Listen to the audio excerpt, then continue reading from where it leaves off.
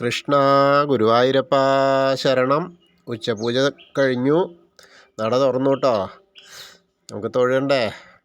എല്ലാവരും വന്നോളൂ കേട്ടോ. ഗുരുവായൂർക്ക് പോവല്ലേ? എല്ലാവരും ഗുരുവായൂരെത്തി. നമുക്ക് തൊഴാൻ പോവുക. ഇന്ന് നല്ല തിരക്കാണല്ലോ.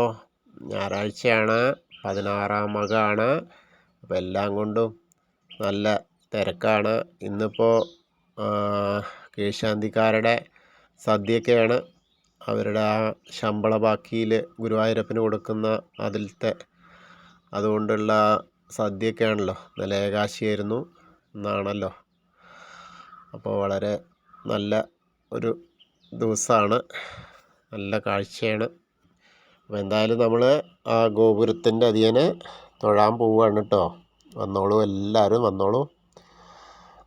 നമ്മളങ്ങനെ തൊഴാൻ വേണ്ടി ഇങ്ങനെ പോരുന്നു. ശ്രീകോവിലിൻ്റെ കയറാനുള്ള നടയുടെ അവിടെ എത്തി. വാതിലിൻ്റെ അവിടെ ചെറിയൊരു തിരക്കൊക്കെ ഉണ്ട്. ആ തിരക്കൊക്കെ ആയിട്ട് അങ്ങനെ കയറി നമ്മളതാ ആ ഗുരുവായൂരപ്പനെ തൊഴുകയാണ്. കാണുന്നു ആ ശ്രീകോവിലിൻ്റെ ഉള്ളിലെ ആ സ്വർണ്ണപ്രഭയിൽ നോക്കുമ്പോൾ ഒരു പൊന്നുണ്ണിക്കണ്ണനെ ഇങ്ങനെ കാണുന്നു. പൊന്നോടക്കുഴലൊക്കെ വിളിക്കുന്ന ഒരു പൊന്നുണ്ണിക്കണ്ണനാണ്. കാലൊക്കെ തൃക്കാൽ പിണച്ച് വെച്ചിട്ട് ഇങ്ങനെ നിൽക്കുന്ന നല്ലൊരു പൊന്നുണ്ണിക്കണ്ണനാണ്. അത്യാവശ്യം നല്ല തടിയുണ്ട്, കയ്യും കാലും ഒക്കെ നല്ല തടിയുണ്ട് കേട്ടോ. നല്ലൊരു പൊന്നുണ്ണിയുടെ കുമ്പ കണ്ടാൽ മതി. എന്താ കുമ്പ നല്ലൊക്കെ തോന്നണേ. ആ ഭക്ഷണമൊക്കെ കഴിച്ചപ്പോൾ നല്ല ഒരു രസമായി. വെണ്ണക്കണ്ണനൊക്കെ ആയിട്ടേ വെണ്ണയും യശോദാമ്മ നല്ല മധുരപലഹാരങ്ങളൊക്കെ കൊടുത്തന്നു. ആ വെണ്ണയും കൊടുത്തു. എല്ലാം കഴിച്ചിട്ട് നല്ല എന്താ പറയുക, വളരെ സന്തോഷപ്രിയനായിട്ടാണ് നിൽക്കുന്നത്. വേണുഗോപാലനായിട്ട് ഇങ്ങനെ ആ മുരളി ഊതുകയാണ്. അപ്പോൾ നമ്മൾ ആ ഒരു കാഴ്ച ഇങ്ങനെ കാണുകയല്ലേ, എന്താ ഒരു രസം. വളരെ സന്തോഷമായി, നമ്മളെ മനസ്സിൽ സന്തോഷമായി. ഇത്രയൊക്കെ തിരക്കുണ്ടെങ്കിലും എന്തുണ്ടെങ്കിലും നമുക്ക് ആ ഗുരുവായൂരപ്പനെ, ആ പൊന്നോട കുഴൽ വിളിക്കണ ആ പൊന്നോണക്കണ്ണനെ, ആ പൊന്നുണ്ണിക്കണ്ണനെ ഒന്ന് കാണാൻ കഴിഞ്ഞ തന്നെ മഹാഭാഗ്യമാണല്ലോ. അപ്പോൾ അതിങ്ങനെ കണ്ട് അങ്ങനെ ആ പൊന്നുണ്ണിക്കണ്ണൻ്റെ രൂപം ഇങ്ങനെ മനസ്സിലേക്ക് നോക്കുകയാണ്. കാൽത്തളകളുണ്ട്, കൈവളകളുണ്ട്, നല്ലൊരു മഞ്ഞ പട്ട് ഇങ്ങനെ ഞൊറിഞ്ഞുടുത്തിട്ട് അങ്ങോട്ട് ചുറ്റിയിട്ടുണ്ട്. നല്ല രസം. നല്ലൊരു മാങ്ങാമാല ഉണ്ട്, ഒരു നെക്ലസ് ഉണ്ട് സ്വർണത്തിൻ്റെ, ആ പൊന്നിൻ്റെ ഗോപിയുണ്ട്. നല്ലൊരു ഇതുകൊണ്ട് കളഭം കൊണ്ട് തന്നെ നല്ലൊരു കിരീടം ഉണ്ടാക്കിയിട്ടുണ്ട്. അതിൻ്റെ മുകളിൽ 3 നല്ല മയിൽപ്പീലി വരഞ്ഞിട്ടുണ്ട്. വളരെ രസമായിട്ടങ്ങനെ ഉണ്ടാക്കിയിട്ടുണ്ട് കേട്ടോ. ഇന്ന് ഉച്ചപൂജ ഉണ്ടായത് മേൽശാന്തിയാണ്, പള്ളിശ്ശേരി മധുസൂദനൻ നമ്പൂതിരി. കളഭാലങ്കാരം ഉണ്ടായത് കക്കാട് ദേവോദിക്കനാണ്. നന്നായിട്ട് പൊന്നുണ്ണിക്കണ്ണന് ചാർത്തിയിട്ടുണ്ട്. വളരെ സന്തോഷമായിട്ടുള്ള ആ ഒരു നിൽപ്പാണ്. ഇന്ന് ഭക്തർക്കൊക്കെ വേണു ഊതിത്തരികയാണ് കേട്ടോ. എൻ്റെ വയറൊക്കെ നിറഞ്ഞു, ഇനി നിങ്ങളൊക്കെ സന്തോഷിച്ചോളൂ എന്ന് പറഞ്ഞിട്ടേ നമ്മളെ കേൾപ്പിക്കുകയാണ് ആ വേണുഗാനം. ആ വേണുഗാനം ഇങ്ങനെ കേട്ടാൽ നമ്മൾ മറന്നു നിൽക്കും, ഭക്തരെല്ലാവരും. കാരണം ഈ എന്താ പറയുക, 14 ലോകങ്ങൾക്കും ആ ഒരു വേണുഗോപാലൻ്റെ വേണുഗാനം കേൾക്കുക എന്ന് പറഞ്ഞാൽ തന്നെ വലിയ സന്തോഷമാണല്ലോ. എല്ലാം ആ മായയിൽ അങ്ങോട്ട് മയങ്ങി നിൽക്കും. അപ്പോൾ അതാണ് നമ്മളിപ്പോൾ അനുഭവിക്കുന്നതേ. ആ ശ്രീലകത്തേക്ക് നോക്കുമ്പോൾ നമ്മളെ മനസ്സിൽ നമ്മൾ എന്തൊക്കെയോ പറയാൻ വന്നു, പക്ഷെ അതൊക്കെ മറക്കുകയാണ്. അവിടെ എത്തുമ്പോൾ ഈ ഒരു കാഴ്ച കാണുമ്പോൾ നമ്മൾ ആ പൊന്നുണ്ണിക്കണ്ണൻ്റെ വയറും ഇതൊക്കെ പാടെ കണ്ടു നോക്കുമ്പോഴേ, ആ മുഖത്തെ ആ ചിരിപ്രസാദമൊക്കെ ഇങ്ങനെ കണ്ടു നോക്കുമ്പോൾ, പുഞ്ചിരി കണ്ടു നോക്കുമ്പോൾ നമുക്കൊന്നും പറയാൻ വാക്കുകളില്ല. ഇനിയൊന്നും നമുക്ക് പറയാൻ തോന്നുന്നില്ല. അദ്ദേഹത്തെ കണ്ടപ്പോൾ എല്ലാം നമ്മളെ മനസ്സിൽ നിന്നാണ് ഒഴിഞ്ഞു. ആ സോപാനപ്പടിയിൽ ചെന്നിട്ട് നമ്മളിങ്ങനെ കാണുമ്പോൾ നമ്മളെ എല്ലാ വിഷമങ്ങളും അവിടെ ഇറക്കി വെക്കണം എന്നൊക്കെ വിചാരിച്ചിട്ടാണ് പോയേ. പക്ഷെ ഒന്നും പറയാൻ തോന്നുന്നില്ല. ഗുരുവായൂരപ്പനെ കണ്ടു, ഒരു നോക്ക് ഇങ്ങനെ കാണുമ്പോൾ തന്നെ എന്താ ഒരു കാഴ്ച എന്നറിയോ. അപ്പോൾ അത് കാണുമ്പോൾ ഇനി ഒന്നും നമുക്ക് അവിടെ ഒന്നും പറയില്ല. അപ്പോൾ എല്ലാം നമ്മളെ മനസ്സിലുള്ളതൊക്കെ ആ കണ്ണൻ നേരിട്ട് അങ്ങോട്ട് ഗ്രഹിച്ചു. ഇനി നമുക്ക് വേണ്ടിയിട്ട് അദ്ദേഹം അതിനുള്ള പ്രതിവിധി ചെയ്തു തരും. അപ്പോൾ എല്ലാവരുടെയും മനസ്സവിടെ എത്തിയിട്ടോ.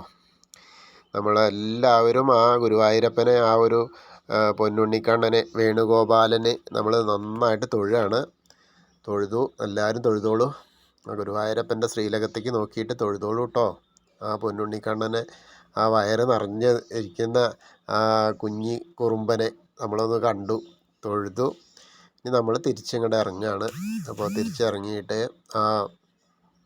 എന്താ പറയുക, തിടപ്പള്ളിയുടെ അധിയനെ അങ്ങനെ പോകുന്നു.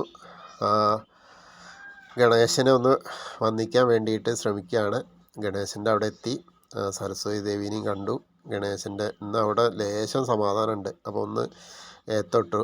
അങ്ങനെ നേരെ പിന്നിൽ കൂടെ ഇങ്ങനെ പോകുന്നു. മേൽശാന്തിയുടെ അവിടെയൊക്കെ മേൽശാന്തി പൂജയൊക്കെ കഴിഞ്ഞ് വന്നിരിക്കുകയാണ്. അപ്പോൾ അത് അദ്ദേഹത്തിൻ്റെ അടുത്ത് നിന്ന് പ്രസാദമൊക്കെ വാങ്ങി. അങ്ങനെ പ്രസാദം വാങ്ങിയിട്ട് പത്മനാഭസ്വാമിനെ ഒന്ന് തൊഴുതു.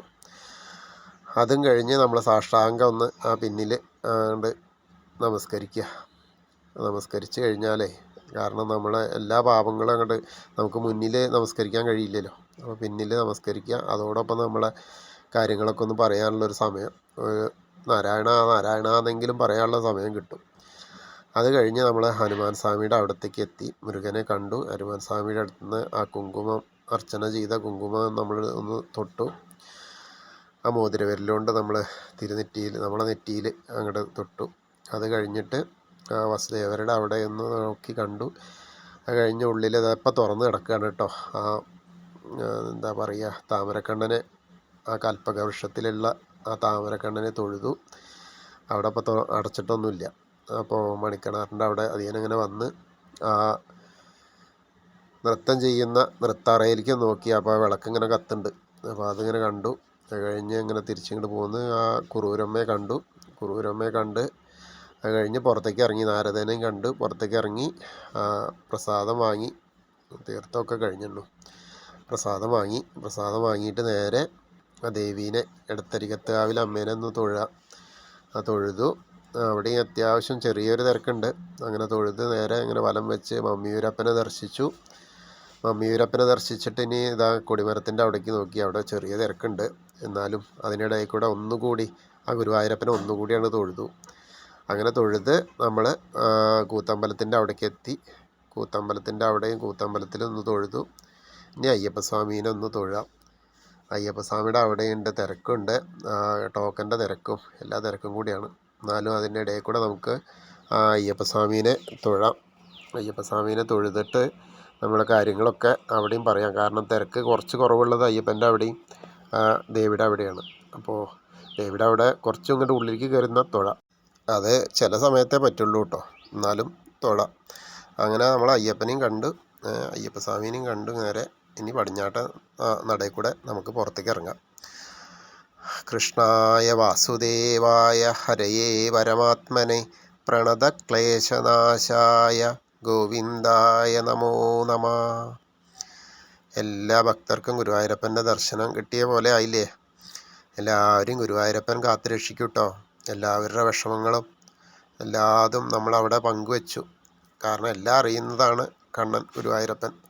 എന്നാലും നമ്മളും അവിടെ ചെന്നിട്ട് തൊഴുമ്പോൾ അതെല്ലാം നമ്മളെ മനസ്സിലുള്ളതെല്ലാം ആ ഗുരുവായൂരപ്പൻ ഗ്രഹിക്കും.